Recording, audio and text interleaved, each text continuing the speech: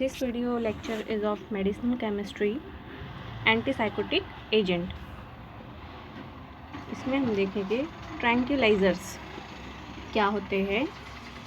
Tranquillisers वो drug होते हैं जो एंजाइटी, फियर, टेंशन, एजिटेशन और मेंटल डिस्टर्बेंस से रिलेटेड प्रॉब्लम को कम करते हैं।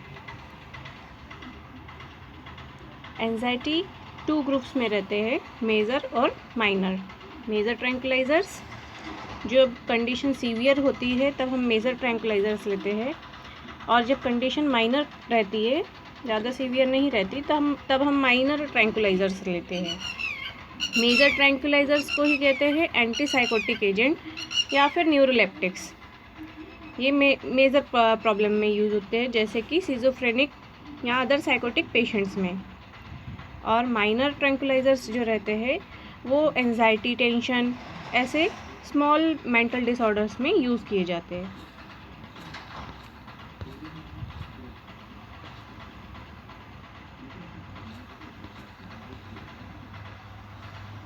माइनर ट्रैंक्विलाइजर्स, मेजर ट्रैंक्विलाइजर्स कई बार सेम भी हो सकते हैं और उनके डोजेस में बस चेंजेस रहेंगे। जैसे माइनर ट्रैंक्विलाइजर्स जो है, फॉर एग्जांपल बेंजोडाइजेपिन, जिसमें कि डाइजेपाम, क्लोरडाइजेपॉक्साइड, अल्प्राजोलैम, ये सब यूज़ किए जाते हैं। बेंजोडाइजेपिन की मैकेनिज्म ऑफ एक्शन मैक्सिमम वही है to enhance the GABA neurotransmitters. That means tranquilizer से क्या हो रहा है, एंजाइटी बढ़ रही है, एक्साइटेशन होता है, और एक्साइटेशन को कम करने वाले इनहिबिटरी न्यूरोट्रांसमीटर्स दिए जाएंगे, जो कि गाबा एक इनहिबिटरी न्यूरोट्रांसमीटर है। ये इनहिबिट करते हैं नर्व इम्पल्सेस के ट्रांसमिशंस को।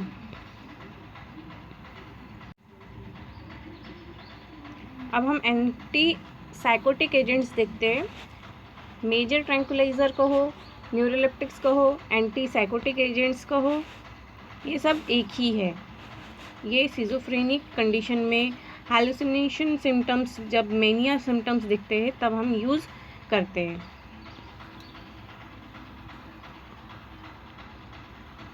अगर हम क्लासिफिकेशन देखें इसमें, तो टिपिकल एंटीसाइकोटिक्स होते हैं जो कि 1950 में डेवलप किए गए हैं।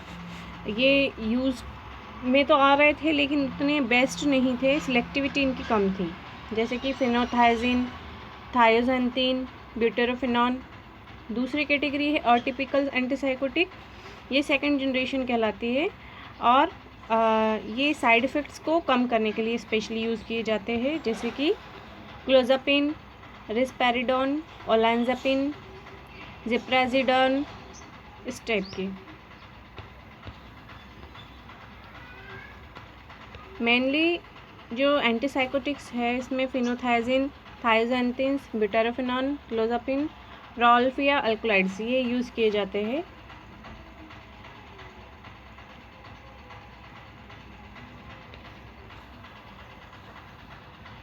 मैकेनिज्म ऑफ एक्शन देखें अगर हम, तो जो भी मैकेनिज्म ऑफ एक्शन है इसकी थ्योरी मेनली रिलेटेड रहती है प्री और पोस्ट सिनेप्टिक डोपामिन रिसेप्टर से। एक्चुअली हो क्या रहा है यहाँ पे कि एक्साइटेशन होता है, ओवर एक्साइटेशन हो जाता है, न्यूरोट्रांसमीटर जो है वो एक्सेस में रिलीज़ हो जाते हैं, और उनका ट्रांसमिशन अगर हम कंट्रोल कर दें प्री एंड पोस्ट सिनेप्टिक, तो हम जो डोपामिन रिसेप्टर है उनको ब्लॉक कर सकते हैं।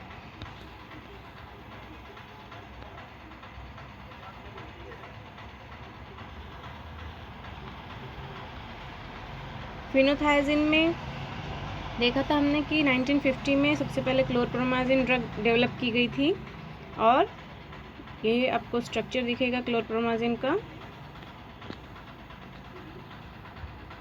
IUPAC देखते हैं क्लोरप्रोमाजिन का, तो इसमें बेसिक स्केलेटन क्या है, फेनोथायजिन रिंग है मेनली। फेनोथायजिन रिंग क्या होती है, 3 बेंजीन रिंग फ्यूज्ड है, और इसमें नाइट्रोजन एंड सल्फर है, थाया एंड अजीन ग्रुप। इसलिए ये है फिनोथायजीन।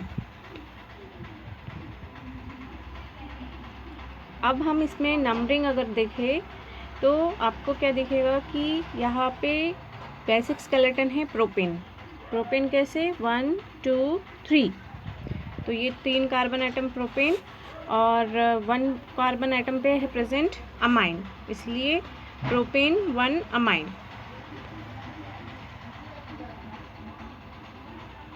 NN डाइमिथाइल, N पे दो मिथाइल ग्रुप है इसलिए NN डाइमिथाइल प्रोपेन 1 अमाइन। और 1 2 3 कार्बन पे क्या अटैचमेंट है, ये पूरा ग्रुप। इस पूरे ग्रुप में क्या है इसकी अगर नंबरिंग करें हम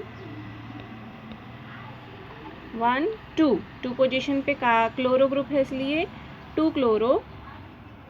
यहाँ 10 पोजीशन रहेगी तो 10 पे हाइड्रो ग्रुप है 10H फिनोथायजीन, और ये 10th पोजीशन से ही अटैचमेंट इसलिए 10 इल।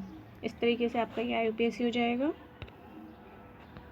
नेक्स्ट IUPAC हम देखें ट्राइफ्लोप्रोमाजिन का, तो इसमें भी बेसिक स्केलेटन सेम है, प्रोपेन 1 अमाइन इतना ग्रुप, और इसमें अटैचमेंट हम देखेंगे NN डाइमिथाइल भी है, ठीक है, और इसकी 1 2 3 कार्बन पे है ये पूरी अटैचमेंट। 1 2 पोजीशन अगर इसको दे 3 4 5 6 7 8 9 और ये 10 इस तरीके से रहेगा। तो 2 पोजीशन पे आपको दिख रहा है ट्राइफ्लोरो मिथाइल ग्रुप और ये 10 फिनोथायजीन। नेक्स्ट है पाइपरिडिन। पाइपरिडिन में भी आपको यहाँ बेसिक स्केलेटन ली है फिनोथायजीन की, तो ये हो गया फिनोथायजीन। अब इसमें अटैचमेंट क्या है, 10th पोजीशन पे पूरा अटैचमेंट है, 2 कार्बन एटम है इसमें इसलिए इथाइल 1 2, तो ये हो गया इथाइल। अब इथाइल के सेकंड पोजीशन पे क्या अटैच है, इतना ग्रुप, ये है 1 मिथाइल पाइपरिडिन, और जो कि सेकंड पोजीशन से अटैच है, यहाँ सेकंड पोजीशन है इसलिए ये 2 इल एंड फिनोथायजीन। ये हो गया थायोरिडाइजिन।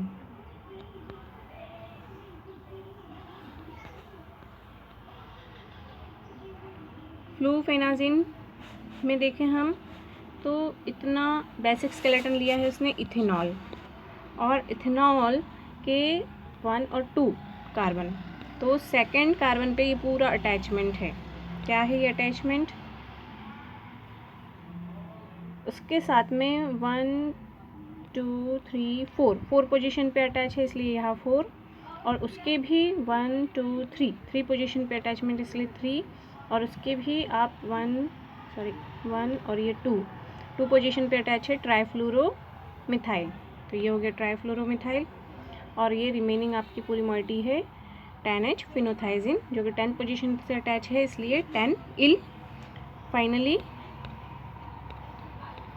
ये 3 कार्बन आइटम आपको दिख रही है इसलिए प्रोपाइल, और ये हो गया आपका पाइपराजिन, और पाइपराजिन 1 पोजीशन पे ही अटैच है इसलिए 1 इल, और फाइनली ये हमारा बेसिक स्केलेटन था इथेनॉल। SAR स्टडीज़ देखें हम अगर फिनोथायजीन की SAR, तो आपको जो ये कंपाउंड्स है यहाँ आपको एरोमेटिक रिंग मिलेगी, पूरी जो 3 बेंजीन रिंग्स है फ्यूज्ड वो है। इसको ABC में डिवाइड किया है, side A, side B, side C। तो आप देखोगे phenothiazine interact with dopamine receptor at 3 distinct sites A, B and C।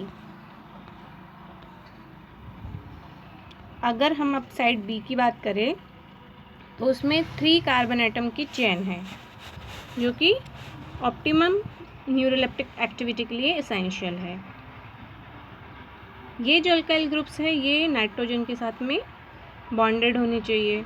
जो भी आपको फिनोथायजीन में नाइट्रोजन है वो अटैचमेंट है अल्काइल ग्रुप के साथ में, तो उसकी बात हो रही है। Substituents at second and third carbon chain affects the activity. यहाँ से हम दिखाएंगे 1 2 3 कार्बन आइटम की चेन इसेंशियल है. सेकंड या थर्ड पोजीशन पे कोई सब्स्टिट्यूशन लगाते हैं तो वो एक्टिविटी अफेक्ट करती है. और आप नाइट्रोजन पे अगर कोई स्मॉल अल्काइल सब्स्टिट्यूएंट अटैच करते हो तो वो एक्टिविटी इंक्रीज़ करती है. साइड सी की बात करें, साइड सी क्या है, फिनोथाइजिन रिंग, और वो प्लेनर नहीं होनी चाहिए, एक वन प्लेन का नहीं होना चाहिए. For example 2 phenyl planes is 159 degree in chlorpromazine and 141 in perphenazine. और जो रिमेनिंग एक फिनाइल ग्रुप है तो वो आपका प्लेन में रहेगा. जैसे ये 3 फ्यूज रिंग है, इसमें से 2 फ्यूज रिंग आपको अलग अलग एंगल पे मिलेगी अलग अलग कंपाउंड में. फिनोथाइजिन रिंग न्यूरोलेप्टिक एक्टिविटी के लिए इतनी इसेंशियल नहीं है, क्योंकि हम देख सकते हैं थायोजेंथिन्स जिसमें कि कोई फिनोथाइजिन रिंग नहीं है वो भी एक्टिव कंपाउंड है फॉर न्यूरोलेप्टिक एक्टिविटी. नेक्स्ट चीज़ देखें हम, अगर substitution at second position improves the activity. ये जो सेकंड पोजीशन पे सब्स्टिट्यूशन है ये एक्टिविटी को इंक्रीज़ कर रहा है. इसकी नंबरिंग कैसे रहेगी, 1 2 3 4 5 6 7 8 9 10. अब साइड ए की बात करें अगर, तो size and nature of basic amino group has considerable influence on behavior of phenothiazine neuroleptics because the molecule has to fit into the narrow space. इसलिए जो बेसिक अमाइनो ग्रुप है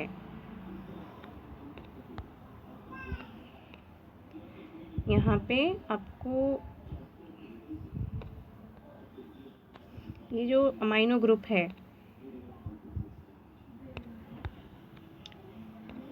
ये यहाँ पे आपको इस कितना अटैचमेंट है, कितने अल्काइल ग्रुप अटैच है ये इम्पॉर्टेंट रहते हैं और ये इन्फ्लुएंस करती है कि किस तरीके से वो मॉलिक्यूलर रिसेप्टर पे जाके फिट होगा. टर्शरी अमाइंस जो रहेंगे उसकी ऑप्टिमल एक्टिविटी रहेगी presence of alkyl groups larger than methyl और replacing methyl groups with hydrogen atom decreases the activity. हमें यहाँ पे ज़्यादा लार्जर अल्काइल ग्रुप्स भी नहीं रखने हैं और हाइड्रोजन एटम्स भी नहीं रखने, दोनों की वजह से एक्टिविटी डिक्रीज मिलेगी. On the other hand, if nitrogen is part of heterocyclic ring such as N-methyl piperazine and piperidine compound. Nitrogen compound अगर किसी हेट्रोसाइक्लिक रिंग का अगर पार्ट है तो हमें न्यूरोलेप्टिक पोटेंसी जो है वो कम मिलेगी.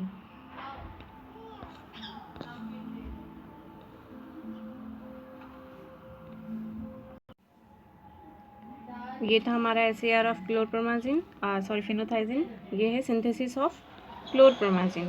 इसमें आप देखोगे हमें बेसिकली क्या चाहिए, रॉ मटेरियल 3 फ्यूज्ड रिंग चाहिए, 3 बेंजीन रिंग फ्यूज्ड चाहिए है.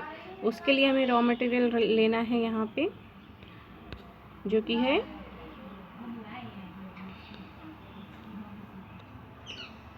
1,4-डाइक्लोरो 2 बेंजीन 2 नाइट्रोबेंजीन. और यहाँ आपको दूसरी रॉ मटेरियल है आपका 2 ब्रोमो बेंजीन थायोल.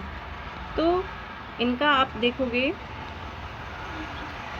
यहाँ बीच में बहुत सारे रिएक्शंस है एंड फाइनली हाइड्रोजनेशन होने की वजह से हमें क्या मिलेगा, यहाँ HCl निकल गया, एक H और एक Cl निकल गया और ये SH ग्रुप और नाइट्रो ग्रुप भी निकल गया और ये दोनों रिंग फ्यूज हो गई है बाय दिस सल्फर ग्रुप. यहाँ का जो S है ये जाके ये HCl निकल गया. इसको इजी वे में देख सकते हैं हम. ये HCl रिमूव हो गया और ये यहाँ जो S था ये जाके बाइंड हो गया दूसरी बेंजीन रिंग के साथ में। फर्दर इसको हीट और डाइमिथिल फॉर्मामाइड के साथ ट्रीटमेंट करते हैं तो यहाँ जो ये नाइट्रो ग्रुप अमाइन ग्रुप में कन्वर्ट हो गया था ये अगेन फ्यूज हो जाता है दूसरी बेंजीन रिंग के साथ। तो हमें एक 3 फ्यूज्ड बेंजीन रिंग मिलेगी जिसमें कि फर्दर आप इसको सोडियम अमाइन के साथ में रिएक्ट कराते हो तो यहाँ पे आपकी ब्रांचिंग बढ़ जाती है by using 3-chloro and N-dimethyl propane 1 amine।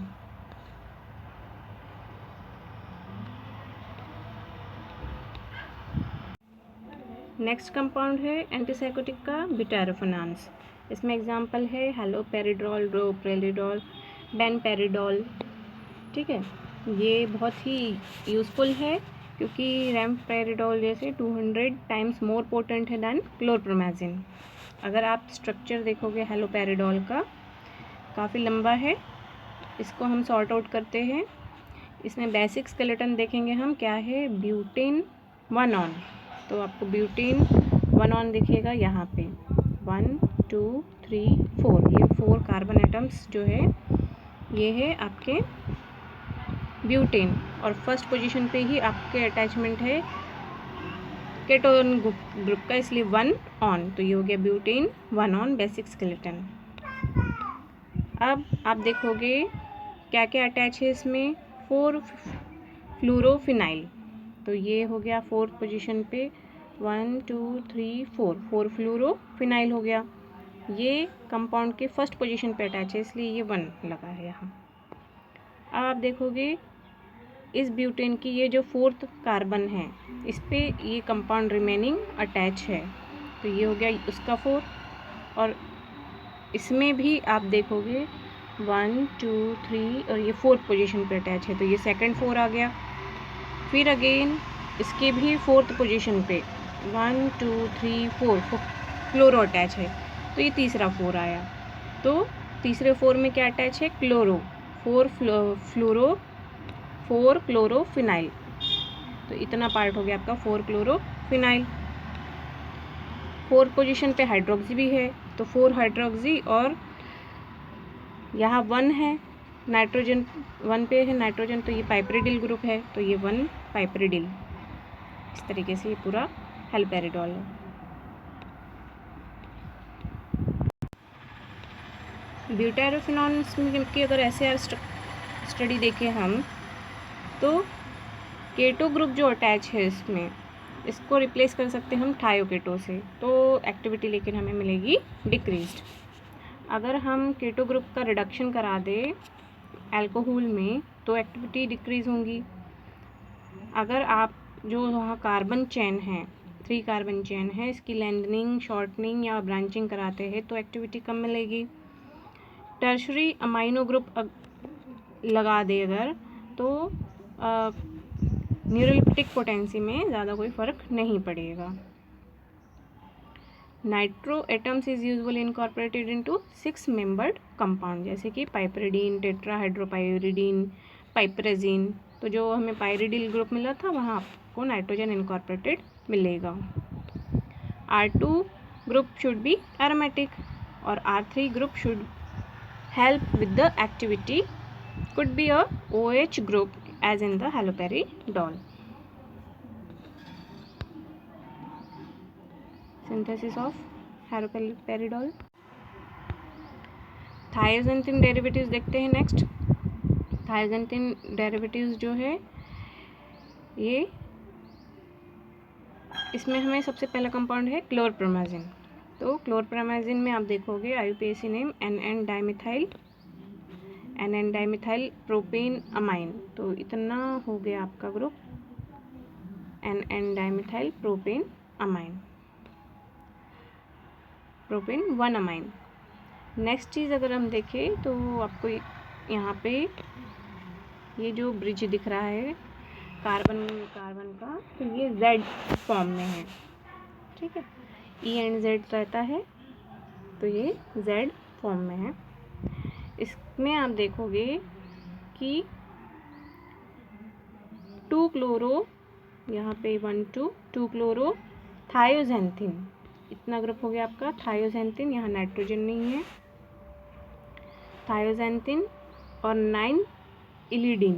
9th position पे क्या अटैच है, ये डबल बॉन्ड, इसलिए 9th पोजीशन से ये अटैच्ड है, इसलिए ये डबल बॉन्ड भी है, तो 9 इलिडीन। इस तरीके से आपका ये IUPAC हो गया। नेक्स्ट है क्लोजापिन।